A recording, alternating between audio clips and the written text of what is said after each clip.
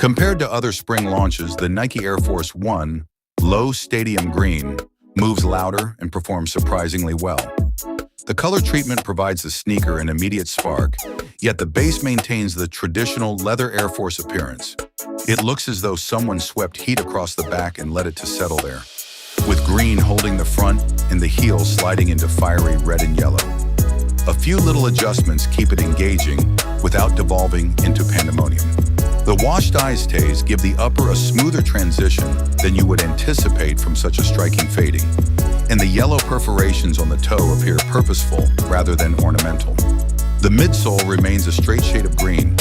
Everything is kept from going too crazy by the semi-gum outsole.